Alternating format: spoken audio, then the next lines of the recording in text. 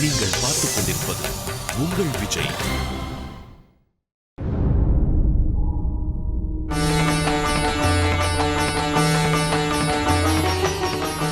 மகளே, நீ ஈசனிடத்தில் அதீத அன்பு கொண்டுள்ளாய் என்பதை அறிவேன்.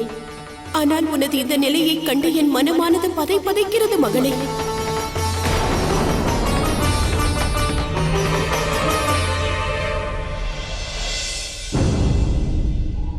என்ன நேர்ந்தது தாயே? எதை பற்றி இப்போது கவலை கொண்டுள்ளீர்கள்? மகளே, நாங்கள் புறப்பட வேண்டும்.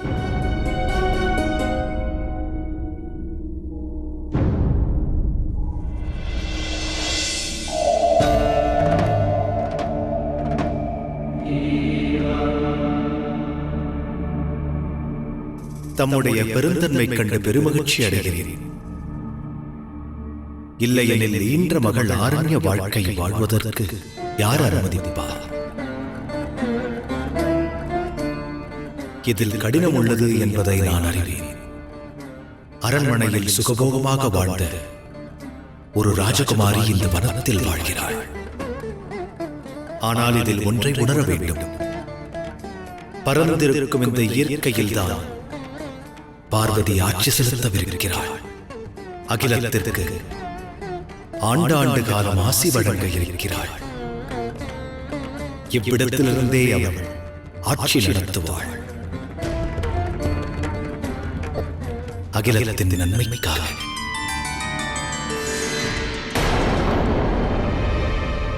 ஒரு விஷயத்தை நன்கு புரிந்து கொள், அதுவே உச்சிதமாகும். பார்வதி இப்போது நம் மகள் மட்டுமல்ல, ஈசனின் மனைவியும் ஆவாள். விவாகம் முடிந்து அவளுடைய இல்வாழ்க்கையில் இனி நாம் தலையிடுவது உச்சிதமான காரியம் அன்று. உண்மைதான் மகாராஜா. அதற்காக தலையிடாமல் இருப்பதும் தவறல்லவா? நாம் நம்முடைய மகளை எவ்வளவு சுகபோகமாக வளர்த்தோம்.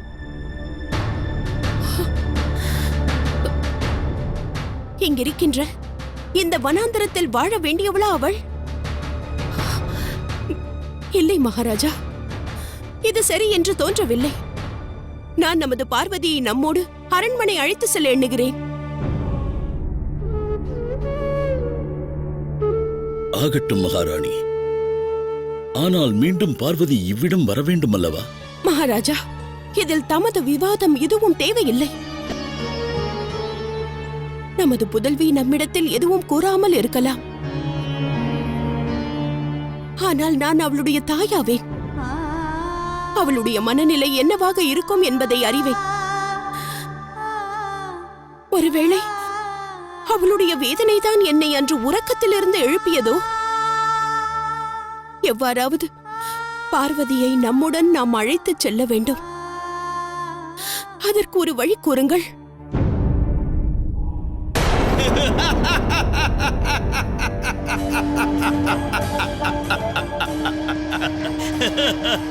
இறுதியாக மகாதேவர் என்னுடைய 3 புதல்வர்களுக்கும் அற்புத வரத்தை வாரி வழங்கிவிட்டார்.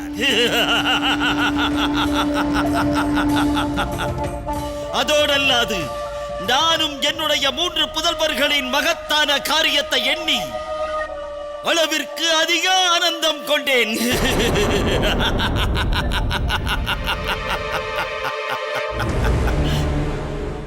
ஆனந்தம் அடைய வேண்டிய அவசியமில்லை தாரகாசுரா.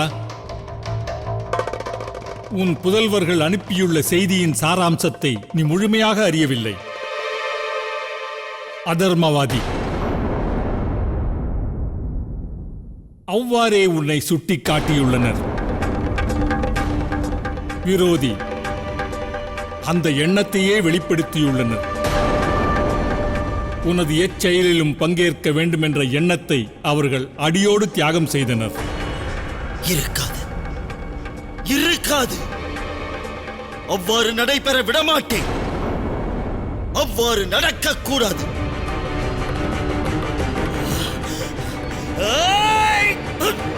அசுரவேந்தே,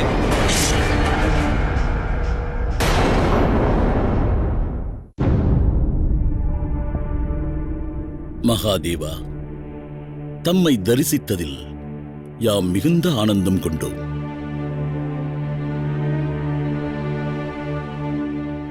ஆனால் தம்மிடம் ஒரு வேண்டுகோள். தயங்காமல் சொல்லுங்கள். தாம் அனுமதி கொடுத்தால் எமது புதல்வி பார்வதியை அரண்மனைக்கு அழைத்துச் செல்லலாம் என்று எண்ணுகிறேன்.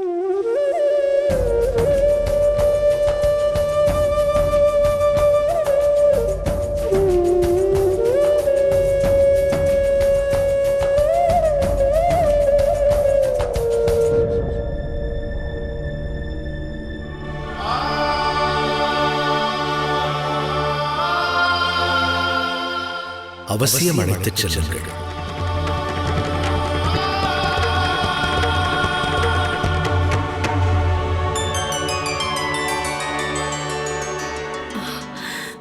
மகாதேவா, சிறிது காலம் இவள் எம்முடன் அங்கு அரண்மனையில் தங்குவதற்கு அனுமதிக்க வேண்டும்.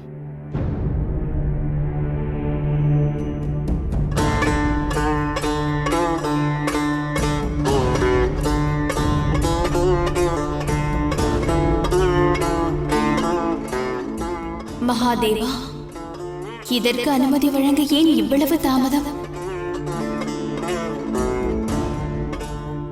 அது சரி, நான் இல்லாமல் தம்மால் எவ்வாறு வாழ இயலும்? உன் மீது தாய் கொண்டிருக்கும் பாசத்தை என்னால் உணர முடிந்தது. உன் தாயின் வேதனையை நான் அறிந்த பிறகு என்னால் அதை எப்படி புறக்கணிக்க இயலும்? அது தவறான செயலாகும்.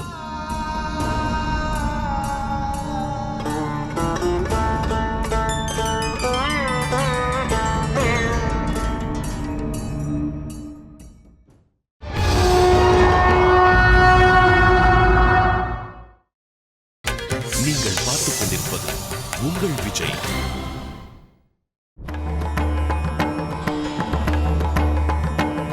ஓம் நம சிவாய. ஓம் நம சிவாய. ஓம் நம சிவாய. ஓம் நம சிவாய. ஓம் நம சிவாய. அசுரகுமாரர்களே,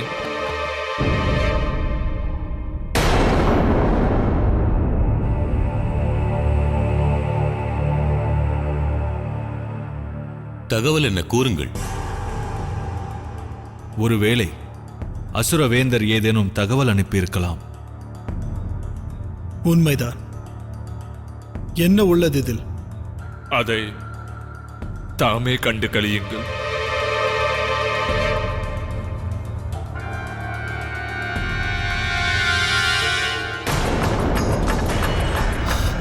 ஐயோ, தந்தையா? ஆம், நான் தான்.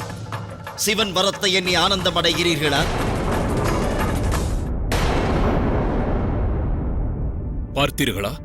பார்த்தீர்களா இதை? எதை எண்ணி பயந்தோமோ அதுவே நடக்கிறது. அம்மூவரும் தந்தையை காப்பாற்ற துணிவார்கள். நம்மால் அம்மூவரையும் போரில் தோற்கடிக்க இயலாமல் போகும். ஏனெனில் ஈசன் இவர்களுக்கு வரத்தை அளித்தார். தாம் மூவரும் சிவபக்தர்களானீர்கள். ஆனால் ஒன்றை மறக்க வேண்டாம். தம் மூவரின் பிறப்பிற்கு காரணம் நானாவேன். இதுவரை நான் ஏற்படுத்தி இருக்கின்ற என்னுடைய பெயர், புகழ், கீர்த்தி அனைத்தும் தம் மூவருக்காகத்தான். தனையன் எத்தவத்தையும் செய்யலாம். தந்தையின் வேண்டுகோளை நிறைவேற்றுவதும் தவமாகும். ஒன்றை மறக்க வேண்டாம். சிவபுத்திரன் கரத்தால் ஒருவேளை நான் மடிந்து விட்டால் பிறகு என் ஆத்மா காலம் உள்ளவரை தம்மை சுற்றிக் கொண்டிருக்கும். அகில உலகங்களும் தந்தைக்கு செய்த தவறை எண்ணி உங்களை தூற்றும். எவ்விடத்திலும் உங்களுக்கு மரியாதை கிடைக்காது. தந்தையின் மரணத்திற்கு காரணம் நீங்கள்தான் என்ற அவப்பெயர் தோன்றும். இவர்கள் அதர்ம வழியை தேர்ந்தெடுத்தால் மகாதேவரின் கூற்றுப்படி அளிக்கப்பட்ட வரமே பலனளிக்காமல் போகும். என்ன கூறுகிறீர்கள்? விவரமாக கூறுகிறேன் தேவேந்திரா. தந்தையின் வார்த்தைக்கு மயங்கி ஒருவேளை மீண்டும் இவர்கள் அசுரர் தன்மையை சுவீகரித்தால் எந்த சந்தர்ப்பத்திலாவது இவர்கள் அதர்ம வழியை பின்பற்றுவார்கள். அந்த ஒரு கணத்திற்காக நாம் அனைவரும் பொறுமை காக்க வேண்டும். நான் இங்கிருந்து சென்ற பிறகு எந்த செயலிலும் மாற்றங்கள் வரக்கூடாது. நந்தி, மகாதேவருக்கும் மற்ற சிவகணங்களுக்கும் வேண்டியதை நீயே செய்ய வேண்டும். அக்கவலை தமக்கு தேவையில்லை மாதா.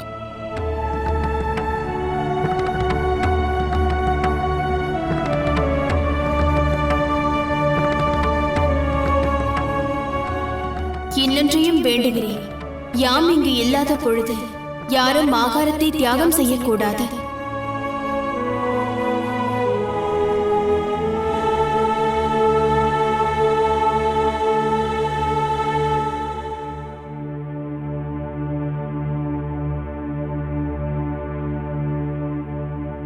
எமக்கு உத்தரவளியுங்கள் மகாதேவா.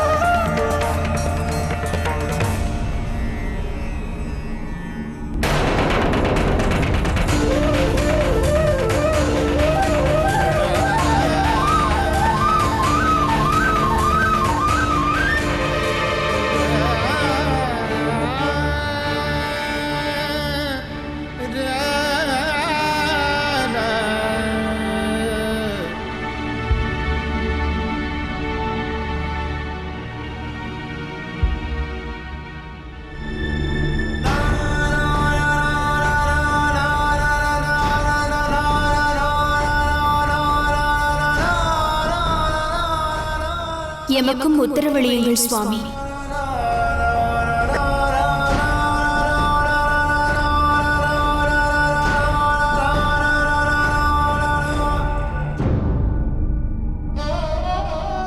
செல்ல வேண்டாம் என்று ஒருமுறை கூறுங்கள்.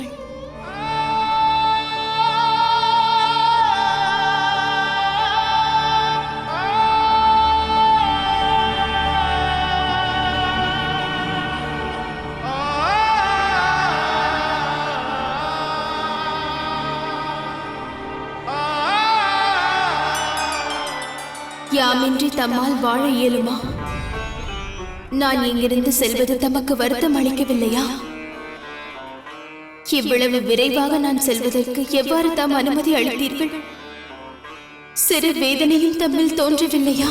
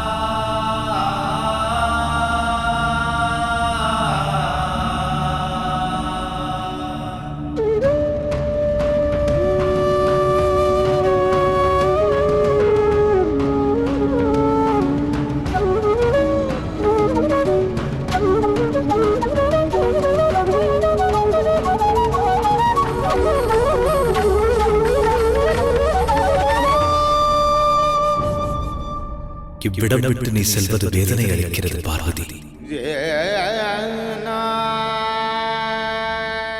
ஆனால் உன் தாயின் வேதனை என்னை காட்டிலும் வலியது. நீ அவ்விடம் செல்லாவிடில் அவ்வேதனைக்கு ஒரு தீர்வு ஏற்படாது.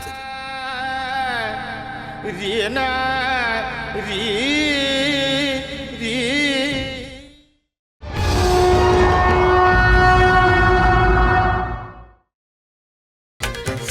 பார்த்துக் கொண்டிருப்பது உங்கள் விஜய். மூர்க்கர்களே, எதற்காக இந்த ஆலோசனை? நாம் வேண்டியதை, தமக்கு தேவையானதை அந்த சிவன் தமக்கு அளித்து விட்டார் அல்லவா? ஆனால் ஈசனுக்கு ஓர் வாக்களித்துள்ளோம். இனி யாம் எப்போதும் அதர்ம வழியில் நடக்க மாட்டோம் என்றும். இல்லையெனில் அவர் அளித்த வரமானது பலன் அளிக்காமல் போகுமாம். என்ற தந்தையின் வாக்கை மீறுவது, அவருக்கு உதவி செய்யாமல் விடுவது எவ்வகையில் தர்மம்? அதோடல்லாது பித்ரு தர்மத்தை பின்பற்றுவதையே மகாதேவரும் மேன்மையாக கருதுவார். ஒன்றை மறக்காதீர்கள், எனக்கு எதிராக செயல்பட்டு என்னுடைய உத்தரவை உதறித்தள்ளி தாம் மூவரும் தமது வாழ்விற்கே இன்னலை ஏற்படுத்துகிறீர்கள். அமைதியாக ஆலோசியுங்கள். எவ்வழி நல்வழி என்று யோசியுங்கள். சிவனுக்கு வழங்கிய வாக்கா, இல்லை தந்தையுடைய வேண்டுகோளா, இல்லை சிவபக்தி மார்க்கமா?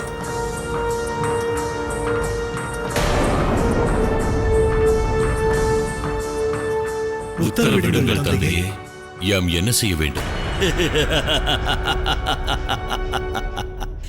நான் நன்கறிவேன். தாம் மூவரும் நிச்சயம் எனக்கு உதவி செய்வீர்கள் என்று அறிவேன்.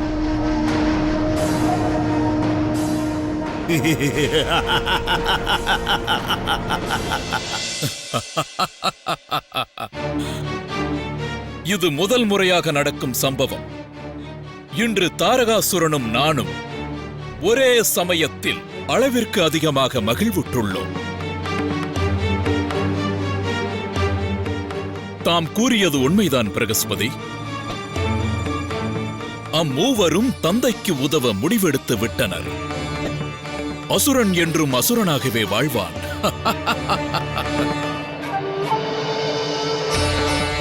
சிவன் மீது கொண்ட பக்தியானது இவர்களிடத்தில் வெளிப்படவே இல்லை.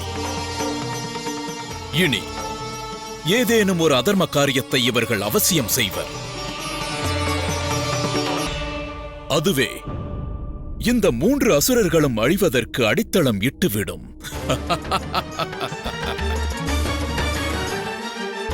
ஈசன் இவர்களுக்கு வழங்கிய மேலான வரத்தினை திரும்பப் பெறுவதற்காக நாம் காத்துக் கொண்டிருக்க வேண்டும்.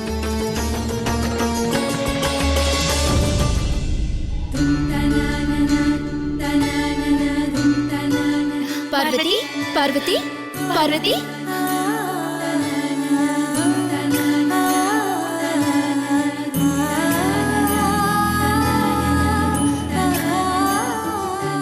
விஜயா, பார்வதியிடம் ஒன்று கேட்க வேண்டும். இவள் மீண்டும் நம்மோடு பழகுவாளா? நீ கூறுவதும் சரிதான். விவாகம் நடந்து முடிந்த பிறகு ஒருவேளை இவள் நம்மை மறந்திருக்கவும் கூடுமல்லவா? ஆகையால் இப்போது வந்திருக்கும் இவளை வேறு விதத்தில் கையாள்வோம். சரியாக சொன்னாய் விஜயா. ஆகட்டும், நம்முடைய அறிமுகத்தை ஆரம்பிக்கலாமா? வணக்கம் ராஜகுமாரி. யாம் தம்முடைய பாலிய சிநேகிதி ஜெயா. எனது பெயர் விஜயா.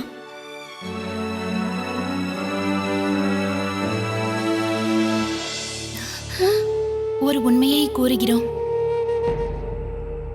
சிறு வயது முதலே உன்னோடு நாங்கள் இருவரும் வளர்ந்தோம்.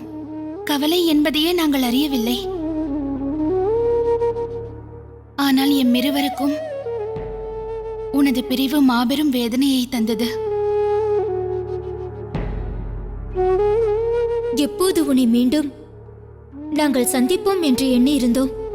உனது வருகையை எதிர்நோக்கி இருந்தோம். யாம் எதிர்நோக்கி இருந்த அந்த நேரத்தின் ஒவ்வொரு கணமும் ஒரு யுகம் போல்தான் எமக்கு கழிந்தது. ஆனால் உன்னை இங்கு கண்டவுடன் இவ்வளவு ஆண்டுகள் காத்திருந்த வேதனை மனதில் இருந்து விலகிவிட்டது. மிகவும் ஆச்சரியம் கொண்டோம். உன்னிடம் மந்திர சக்தி உள்ளதா? நான் தான் இப்போது வந்து விட்டேனே, இனி கவலை தேவையில்லை. ஆனால் இங்கிருந்து திரும்பி சென்று விடுவாய் அல்லவா? நாங்கள் வேதனை அனுபவிக்கத்தான் வேண்டும்.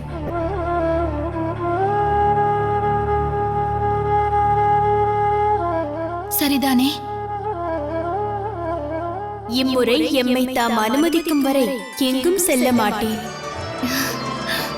கேட்டாயா ஜெயா? ராஜகுமாரி பொய்யுரைக்க துவங்கிவிட்டாள். எதுவும் அறியாதவர்களா நாங்கள்? மகாதேவரை தனித்து விட்டு எத்தனை நாள் இங்கு இருப்பாய்? மகளே, வா.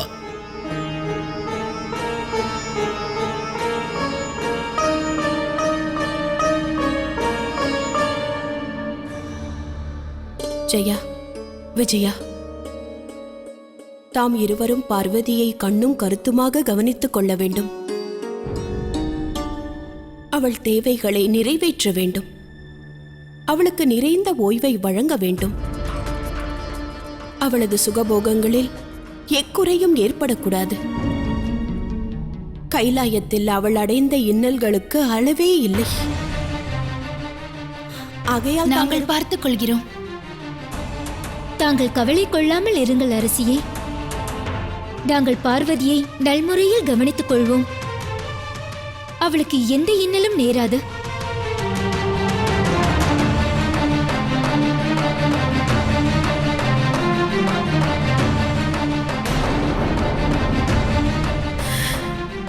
மகாதேவா, தாம் அனைத்தும் அறிந்தவர். இந்த வேதனையில் இருந்து எமக்கு முக்தி வழங்குவீர்களா? இது மட்டுமே என்னுடைய வேண்டுகோள். எனது வேதனைக்கு ஒரு ஆறுதல் மருந்தை தாம் வழங்கும் வரை பார்வதி எம்மோடு இருக்க வேண்டுகிறேன்.